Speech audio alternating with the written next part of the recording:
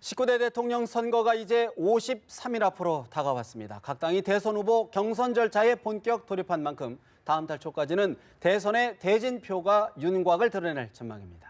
장성호 건국대 교수, 김관옥 계명대 교수, 김미연 RN서치 소장 세 분 모셨습니다. 어서 오십시오. 네, 안녕하세요. 연합뉴스TV와 종편 3사가 공동 주관한 더불어민주당 대선 후보 4차 합동 토론회가 잠시 전 끝났습니다. 민주당 경선 사실상 본선이라는 평가까지 나오는데 오늘 토론회에서 문재인 후보 정의가 보이는 사회 준비됐고 자신 있다. 안희정 후보 적폐청산도 여야가 함께해야 된다. 협치, 연정은 필수다라고 강조했습니다. 이재명 후보는 어떤 정권 교체가 중요한다. 국민의 삶을 바꾸겠다고 호소를 했습니다. 김 교수님, 사실 이제 황권한 대행의 불출마 선언 이후에 첫 이루어진 합동 토론회인데 최대 관전 포인트 뭘로 꼽고 계신지요? 추격자들이 얼마나 이제 대응을 잘하느냐의 문제죠. 특히나 이제 이 안희정 지사가 황교안 대행이 불출마함으로 해서 상당한 지지의 이동을 받았어요. 그러니까 상당히 이제 어느 정도 출발점이 다시 이제 맺어지는 그런 상황이 됐는데 이번 TV 토론이 그거의 어떤 출발점이 될 수 있는 상황이었는데 네. 들여다보면 사실은 그 정도 효과를 거두지 못한 거 아닌가. 그래서 전형적인 어떤 TV 토론의 모습. 그러니까 탑독을 얼마나 잘 공략해야 되는데 문재인 전 대표가 오히려 굉장히 좀 파지티브 전략을 가져가는 것 같아요. 누구를 막 이렇게 공격하지 않고 긍정적으로 가고 반면에 이제 뭐 안희정 지사라든가 뭐 이재명 시장이라든가 굉장히 이제 공격적으로 나갔는데 그 유효표가 얼마나 받았는지 그 부분에 대해서는 조금 저는 회의적이에요. 그래서 뭐 예컨대 안희정 지사 같은 경우는 문재인 대표에게 왜 이렇게 포용적이지 못하냐, 왜 김종인 대표 나가게 하고 뭐 안철수 대표도 결국에 나간 거 아니냐, 뭐 이런 식의 어떤 포용성의 리더십을 갖지 못하는 부분이 있는데 네. 그거를 좀 더 날카롭게 하지 못했다는 생각이 들고요. 내용의 문제입니까? 절차의 문제, 형식의 문제입니까? 그 내용 자체가 예. 좀 뭔가를 이제 문 전 대표가 방어하기 어려운 좀 굉장히 아프게 국민들이 공감할 수 있는 그 내용을 줘야 되는데 그 부분 좀 미흡하지 않았나. 그리고 또 한 가지가 이제 예컨대 이재명 시장도 마찬가지로 사드라든가 뭐 이런 부분에 대해서만 좀 국한해서 하면서 예. 실질적으로 뭔가 공략을 좀 잘 못한 것 아닌가? 뭐 저는 개인적으로 이렇게 생각합니다. 문재인 후보가 방어를 잘했을 수도 있습니다. 어떻게 보십니까? 근데 우리처럼 이렇게 갈등의 구조가 가파른 특히 지역 패권과 인접적인 패권 이런 것들이 지금 교차하는 데서는 TV 토론으로 이것을 판결하기는 한계가 있다고 봅니다. 그래서 TV 토론을 통해서 아무리 24시간 토론을 한다고 하더라도 국민들이 그것에 또 관심을 갖지 않을 수도 있고 그래서 검증에는 한계가 있는데 예. 저도 오늘 TV 토론을 보면서 각자의 후보가 성동격서의 전략을 지금 하고 있구나 이렇게 보는 것이 일단은 이렇게 TV 토론에서 상대방한테 자기의 정견을 이렇게 발표하는 것은 경쟁 차원에서 보면 예. 나의 지지자들을 확고하게 뭉치면서 상대방을 공격해서 아군을 결집하고 적군을 약화시키는 것이 이런 어떤 어떤 이런 세리머니의 목적 아니겠습니까? 이런 차원에서 그럼에도 불구하고 이미 어떤 판은 다 짜여졌다고 봅니다. 문재인 전 대표의 어떤 대세론을 향해서 예. 그것을 꺾기 위해서 안희정 충남도지사가 대연정, 문재인 전 대표가 취약한 부분을 예를 들어서 60대 이상의 어르신 그리고 안보, 지역 이런 것들을 지금 들고 나왔지 않습니까? 그리고 이제 이재명 성남시장 선명성을 들고 나와서 문재인 전 대표보다 훨씬 더 강한 그런 개혁을 요구하고 있는 이 시점에서 그러나 지금 워낙 선거는 조직과 이슈이기 때문에 이슈보다는 조직이 훨씬 지금 앞서는 것이 지금 민주당의 대선 경쟁이라고 봅니다. 사실 이제 이번 민주당 경선, 과연 이제 결선 투표까지 갈 수 있을 것이냐가 이제 관전 포인트인데, 김 소장님, 사실 이제 안희정 지사, 황교안 권한대행의 불출마 선언 이후로 좀 여론의 좀 혜택을 좀 본 것으로 나타나고 있는데 결선 투표 가능성은 어떻게 점치시고 계시는지요? 근데 이제 우리가 여기서 좀 냉정하게 볼 부분이 있는데요. 왜냐하면 이제 안희정 지사는 상당히 뭐라 그럴까 참 운이 좋은 후보다라고 저는 정의할 수 있을 것 같아요. 운이 좋다. 왜냐하면은 반기문 총장이 또 예상치 못하게 또 낙마하면서 그 지지율이 또 일정 부분 왔어요. 그러다가 이제 지지율도 정체가 되기 시작하니까 갑자기 또 한편 후보가 황교안 권한대행이 또 이게 안 나오시고 불출마를? 불출마 선언하면서 이게 지지율이 좀 상승하는 이제 계기를 그러니까 동력을 좀 확보한 것처럼 보여지는데 이제까지 발표된 여론조사 결과를 이렇게 쭉 훑어보면요, 문재인 후보의 지지율은 이제까지 발표된 거를 보면 이제 탄핵 이후에 발표된 조사를 보면 문재인 후보의 지지율은 뭐 30%에서 한 37%까지 나오는 예. 걸로 나오고 있어요. 31에서 37%까지. 그리고 오늘 발표된 한국갤럽 조사 지금 보면은 화면으로 나가고 예, 있죠. 33% 그리고 이제 안희정 지사가 18%가 나왔어요. 근데 이제 이 갤럽 조사에서 본다면은 이 이제 한교안 권한대행을 빼지 않고 조사를 했는데 7%가 예, 좀 남아 있는 한교안 거죠. 권한대행 지지율이 이제 7%니까 요 지지율이 지금 어디로 갈까 지금 예상을 하고 있는 거예요. 근데 이제 요 앞전에 나온 조사를 보면 리얼미터가 이틀 전에 발표한 조사를 보면은 문재인 후보가 한교안 권한대행이 없는 상태에서 자신의 최고 지지율인 38% 정도를 갱신했거든요. 반면에 이제 안희정 지사는 10% 후반대로 나왔단 말이에요. 예. 자, 그걸 뭘 의미하느냐? 이 한교안 권한대행의 지지율은 TK와 60대 이상입니다. 그리고 그리고 정통적인 소위 말해서 진짜 우리나라의 보수라고 할 수 있는 분들. 그동안 어떠한 일이 있더라도 이 새누리당 뭐 지금 이제 기호 2번이 됐지만 이제까지는 기호 1번을 찍어왔던 분들이에요. 예. 그러니까 이분들의 입장에서는 지금 패닉이 왔습니다. 그럼 이분들의 지금 심정이 어떨까요? 좀 그분들의 심정을 보면 이 박근혜 대통령이 잘못한 거는 사실이다. 예. 그럼에도 불구하고 우리가 박근혜 대통령을 이렇게 잘해서 끌어내려야 되냐. 임기도 얼마 남지 그런 않았는데. 정서가 아직도 남아 있다. 정서가 남아있을 수밖에 없기 때문에 이렇다면 이렇게까지 만든 사람이 누구냐. 예. 장본인이 누구냐 하고 물었을 때 야당일 거예요, 분명히. 그러면 야당의 1등 주자가 누구냐. 그러면 이제 그거는 문재인 후보란 말이에요. 그러면 여론조사를 할 때 내키겠습니까? 안 내키겠습니까? 저는 안 내킬 거 기권한다. 생각해요. 기권하든지 아니면 문재인 후보의 반대 세력한테 지지 의사를 표현할 거라고 좀 보여지는데 그럼에도 불구하고 제가 끝낼게요. 그럼에도 불구하고 지금 지금 나오는 조사에서는 한교안 권한대행을 대체할 만한 보수 진영의 대체 후보가 없어요. 자, 그렇다면 지금 나오고 있는 사람은 홍 지사란 말이에요. 예. 근데 홍 지사는 명확하게 말하면 이 이제 비박에 가까운 분이란 말이에요. 그러면 친박을 지지했던 분들 입장에서는 그래도 끝까지 동정심이라든가 연민에 의해서 박근혜 대통령을 뭐 이제 하고 싶은데 예. 박근혜 대통령하고 약간의 거리다는 사람을 지지하기에는 어렵다는 거죠. 그런 측면에서 그런 표심이 이제 안희정 충남지사에게 일부라도 좀 가게 되면 결선 투표까지 갈 수 있다는 게 안희정 캠프의 관측 희망 아닐까요? 그게 현실화될 수 있습니다. 선택이 이번에는 충분히 가능한 상황이 됐습니다. 무슨 얘기냐면 여권에 가능한 후보가 없기 때문에 즉 차기 선택의 게임이 될 수 있다. 즉 가장 최악은 누구냐? 예컨대 지금 황교안 대행을 이제 지지했던 사람들은 사실은 친박이라든가 뭐 박 전 대통령을 지지했던 사람들이에요. 이 사람들의 일부는 직접적으로 이제 이동을 합니다. 그게 왜 그러냐면 인물이나 정당을 중심으로 하기 때문에 그 차원으로 본다면 홍 지사가 딱 맞는 거죠.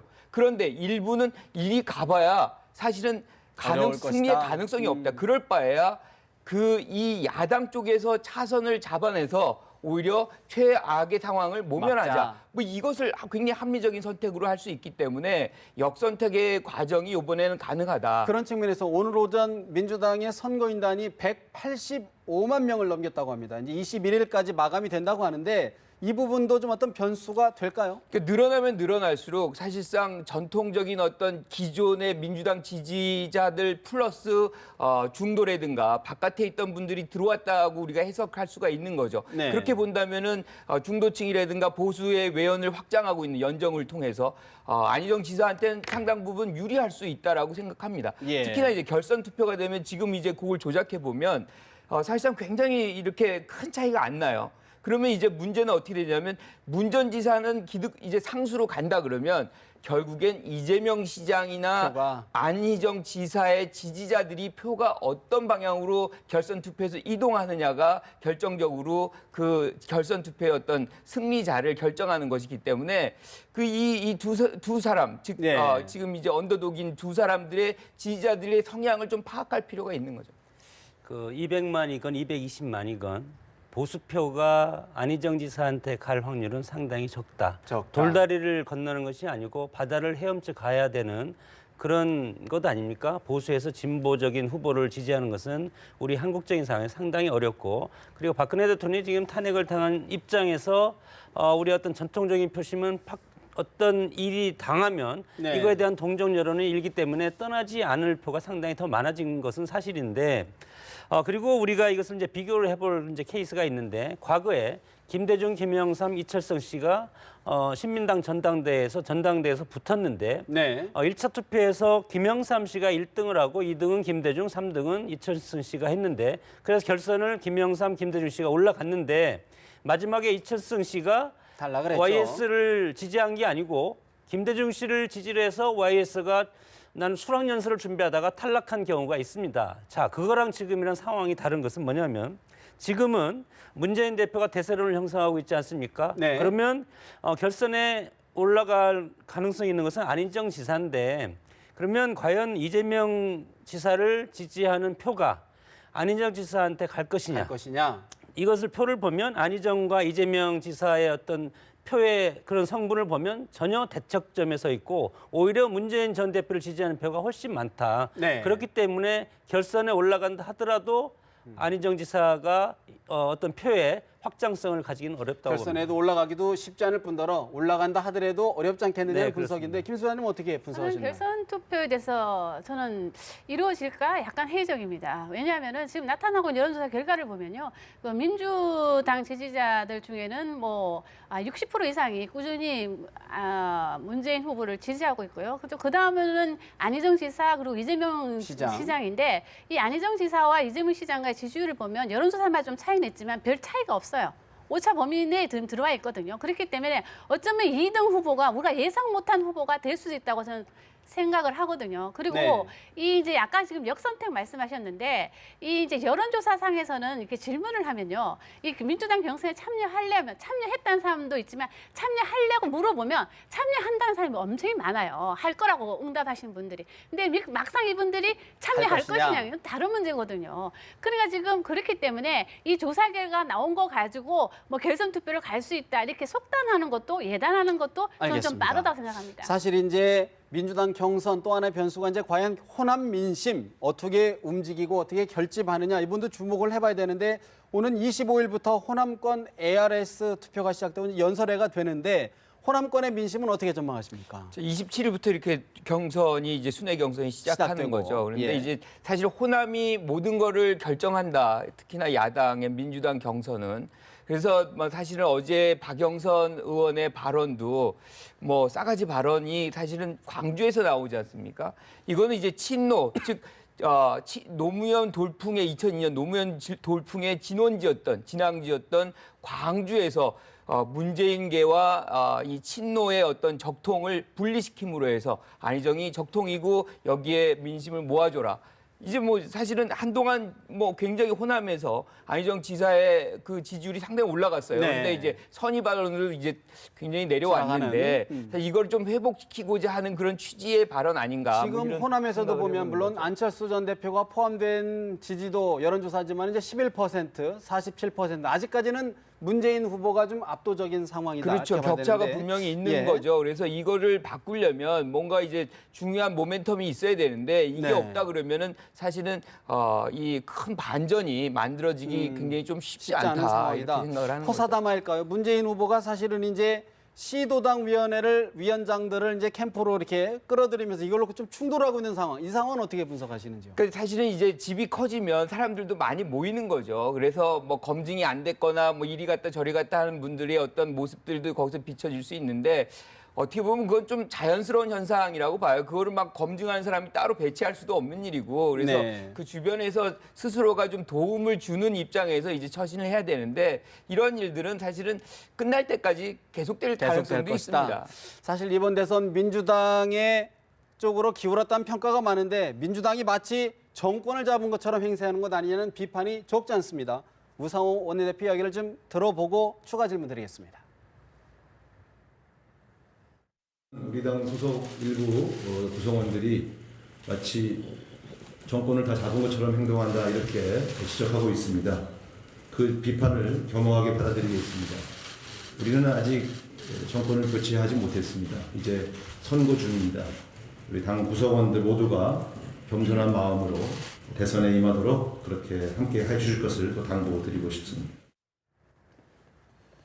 우상호 원내대표의 지적이 있었는데 사실 이제 엊그제 국회 외통위에서 민주당 의원이 외무부 공무원을 대상으로 마치 뭐 강한 이야기를 했다 이런 취지의 지적이거든요. 어떻게 보십니까?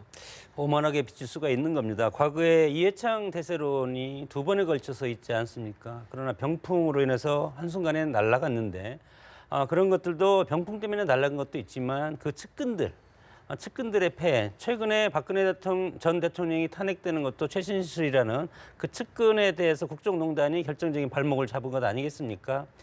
그러나 정치는 혼자 할 수 있는 것이 아니고 주변에 수많은 사람과 같이 이게 서로 세를 형성해서 같이 가야 되는 건데 이런 상황에서 상당히 주변 측근들이 대세론에 힘입어서 이 측근이라고 하는 사람한테 수많은 구름 같은 사람들이 모이게 되어 있습니다. 그렇기 때문에 이것이 사람들이 잘 나갈 때 질투하는 심이 보통 우리 어떤 평상시에 우리의 어떤 일상생활을 지배했듯이 네. 정치도 마찬가지로 앞서가면 그거에 대한 질투 시기하고 이것이 여론을 타기 시작하면 대세론이 하루아침에 몰락될 가능성이 있기 때문에 주변에서 사람이 많다면 사고도 많이 터집니다. 네. 그래서 이런 것들을 지금 1위의 어떤 대세를 형성하고 있는 주자 측에서는 상당히 신경을 써야 될 것 같습니다. 부자 몸조심 다시 한번 강조하는 말씀이신 것 같고 사실 이제 민주당에 비해서는 관심이 좀 크게 떨어지고 있지만 자유한국당도 오늘부터 컷오프 여론조사에 들어갔습니다. 내일 1차 컷오프 3명을 탈락시키는데 정우택 자유한국당 원내대표 이야기 들어보십니다.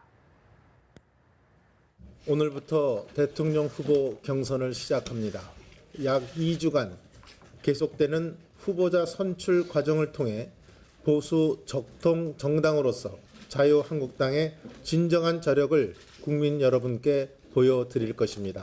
우리나라를 통일 선진 강국으로 이끌어 갈 정당은 자유한국당뿐입니다. 통일 선진국으로 이끌 당은 자유한국당이다. 정우택 원내대표 얘기 들어봤는데 최대 관심은 과연 박근혜 전 대통령을 지지하는 표심이 어느 쪽으로 이동할 것인지인데 김 소장님 네. 오늘 여론조사 결과를 봤더니 홍준표 경남지사가 자유한국당 내에서입니다. 그렇죠. 22.2%, 김진태 의원이 18.9%로 나란히 1, 2위를 차지했어요. 네, 저는 이 조사를 보고 참 의외라고 생각이 드는 게 김진태 의원이 이제 이렇게 2위를 할 만큼 전국적인 인지도가 좀 떨어지는 분이거든요. 물론 이번 태극기 집회에서 여러 번 뭐 노출이 되긴 했지만 이런 결과가 나왔다는 거는 역시 이제 이것이 이제 아까 말씀하신 대로 자유한국당 지지자들만 상대로 한 조사이기 때문에 네. 이런 결과가 나온 것 같은데요. 저는 이것도 그대로 좀 이어지지 않을까 하는 이런 좀 예상을 좀 해봅니다. 왜냐하면은 아까 제가 말씀드린 것처럼 아직까지 그 새누리, 그러니까 자유한국당을 지지하시는 분들은 박근혜 대통령에 대한 어떤 동정심을 일반 국민들이 좀 생각하는 것 이상으로 갖고 계시다. 갖고 있는 감정들이 있고 지금까지도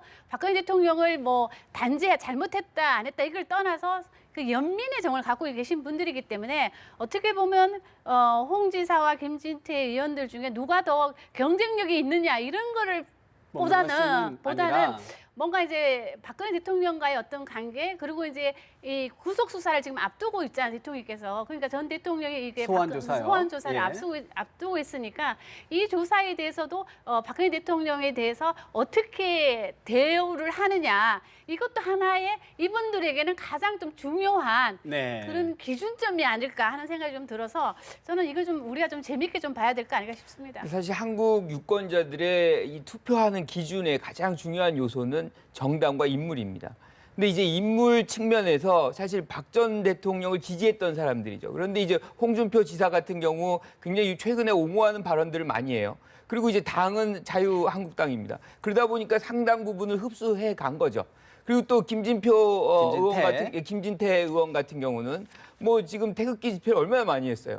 그러니까 결국엔 인물 중심에 박 전 대통령을 지지했던 사람들이 또 상당 부분 가 있는 것이고 지금 우리 김 소장님 말씀처럼 사실 이게 큰 변동이 없을 것 같아요. 이게 대세를 가르는 얘기가 아니거든요. 그러다 보니까 자신들의 어떤 신념 뭐 이런 네. 부분들이 이제 뭐 정해진 대로 이렇게 하는 것이고 상당 부분 전략적 투표할 사람들은 밖으로 눈을 돌릴 것이다. 그래서 아까 말씀드린 대로 안희정이든 뭐 다른 쪽을 바라볼 것이고 이쪽에 지금 이제 바라보시는 분들은 미래 즉 자유한국당이 누가 됐으면 좋겠다. 그리고 나는 이동하기 싫다. 뭐 그런 측면에서 지금 그런 하는 건 측면에서 아닌가. 같은 맥락에서 사실은 결국은 자유한국당 후보가 선택이 되더라도 보수 진영의 합종연횡 후보 연대가 있을 수밖에 없지 않느냐 이런 관측이 나오지 않습니까? 저는 뭐 거의 불가능하다고 봅니다. 불가능하다. 예컨대 이제 탄핵이라는 거대한 역사적 사건이 터졌고 그걸 분기점으로 해서 당이 갈려 나간 거거든요. 그래서 바른정당은 지금 당장에 무슨 재결합이라든가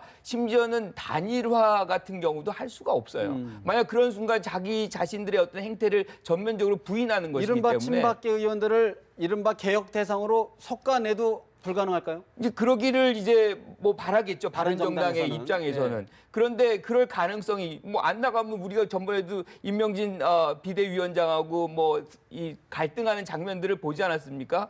거의 정치 생명이 걸려 있는 것이기 때문에 나갈 가능성은 거의 없고요. 특히나 여기에 비례들이 상당수가 있습니다. 이분들은 나갈 수가 없어요. 그래서 이 당이 갑자기 어떻게 해체되거나 그럴 수 없고 상당 기간은 저는 대선 전 후까지는 이 두 당 체제가 그대로 갈 가고 것이다. 그 이후에 어떤 변동 사항들이 좀 만들어질 수 있다 보는 거죠. 뭐 저는 우리 김 교수님보다 약간 각도를 다르게 결국은 연대나 통합으로 갈 수밖에 없지 않나, 그것이 현실이라고 봅니다. 왜냐하면 대선 국민에서 후보를 내서 만약에 보수 분열을 가져오고 그 성적이 1등하는 보수 후보는 그래도 적통성이 있지만 1등을 하지 못하는 보수 후보, 보수 중에서 그러면 이것은 다음에 지방선거라든가 다음 총선에 이 당의 존재 가치가 없어질 가능성이 상당히 크지 않겠습니까? 예. 그래서 대선 이후에 있을 정계 개편에서는 이번 대선에 후보를 내서 누가 많은 표를 국민들로부터 얻었는지 그것이 보수의 어떤 주류 세력이 될 가능성이 있다.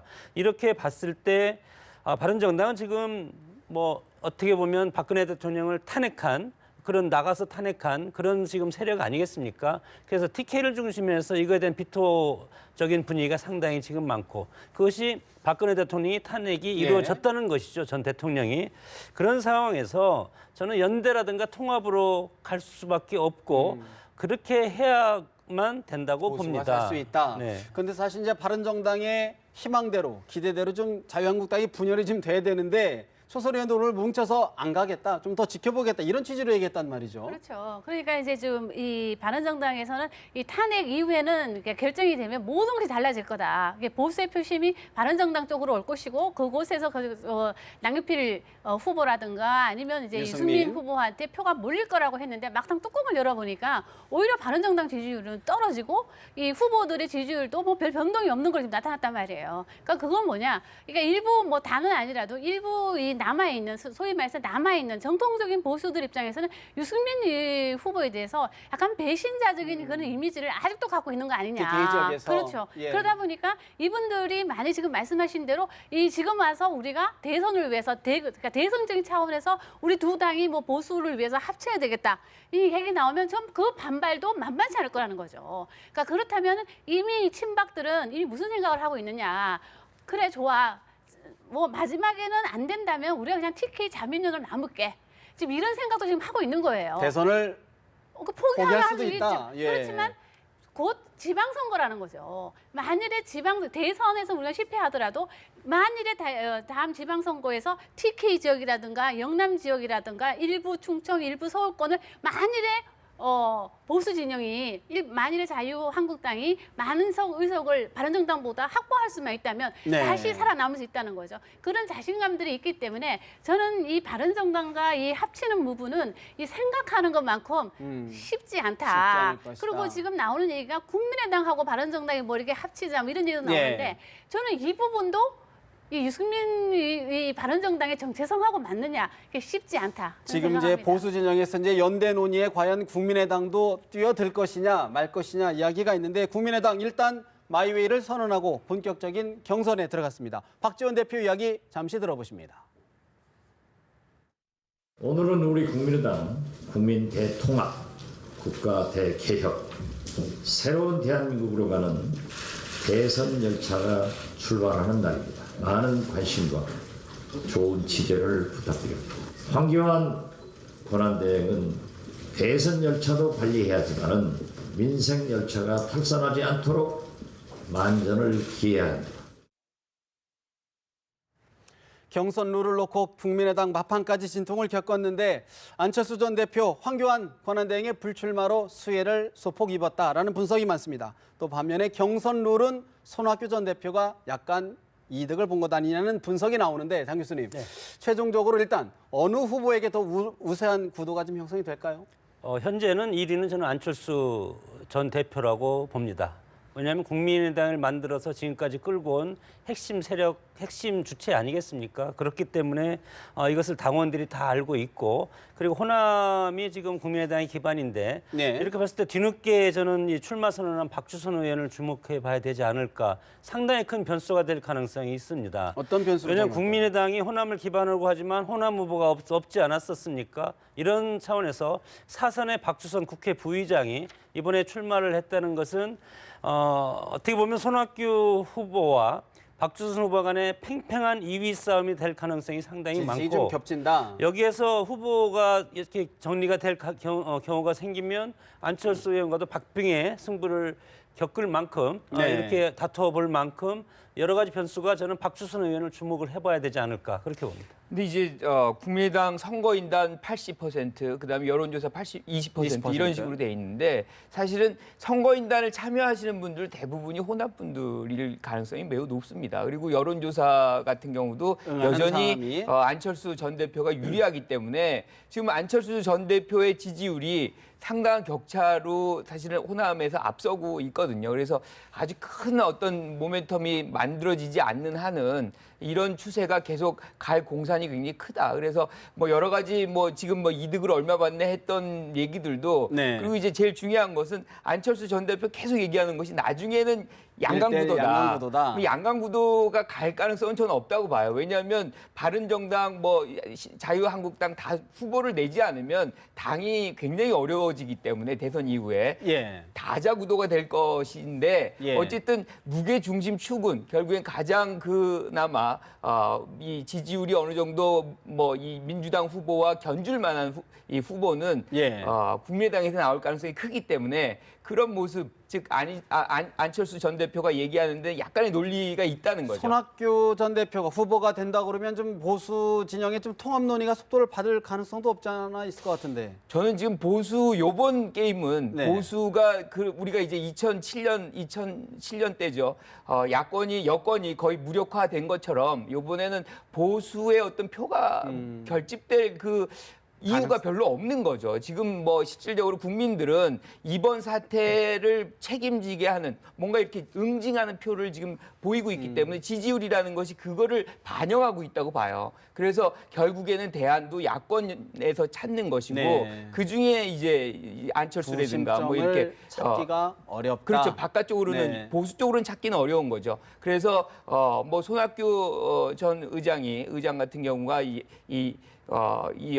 구 여권과 연합하기도 사실은 쉽지 않아요. 근데 저는 지금 뭐 우리가 얘기할 때 기울어지는 운동장인 것만은 사실 없지만 그동안 이게 보수라고 생각하시는 분들이 지금 당장 내가 보수에 대해서 실망을 했지만 이것이 반대 진영으로 고개를 돌린다? 저는 그 점엔 동의를 못해요. 왜냐하면은 저는 못 나와도 이번에 보수 후보들한테 20에서 30% 지지율은 나올 것이다. 기본은 간다. 기본은 간다. 20% 이하는 저는 안 될 거라고 생각해요. 최저가 지금 15% 정도인데 저는 어떤 면은 2위 후보로 2위 정도는 할 수 있다. 새누리 자유한국당 후보가. 그렇기 때문에 저는 보수가 지금은 뭐 안희정 지사도 뭐 지지하고 누구도 지지한다고 얘기하지만 이것이 표로 갈 것이다. 그 사람을 찍을 것이다. 저는 그건 일단 동의를 못하고요. 일단 국민의당의 경우를 봤을 때 저는 손학규 후보가 주장했던 그 룰에서 여론조사는 배제하자고 한 거는 저는 개인적으로 동의를 해요. 왜냐하면 여론조사는 참조용이지 절대 결정용으로 활용하면 안 되거든요.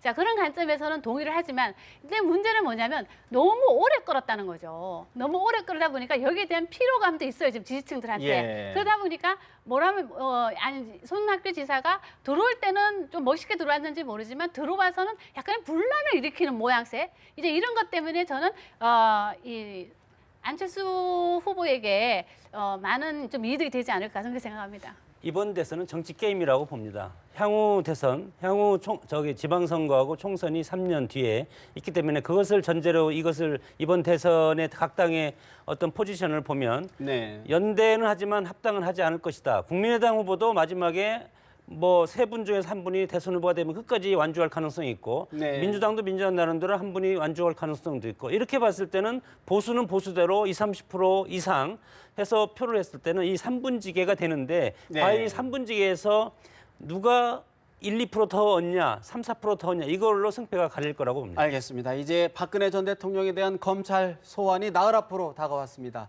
동정 여론에 또 어떤 변수가 될지도 좀 지켜봐야 될 것 같습니다. 오늘 말씀은 여기서 줄여야 될 것 같습니다. 지금까지 건국대 장성호 교수, 계명대 김관욱 교수, RN서치 김미연 소장부터 이야기 들어봤습니다. 말씀 잘 들었습니다.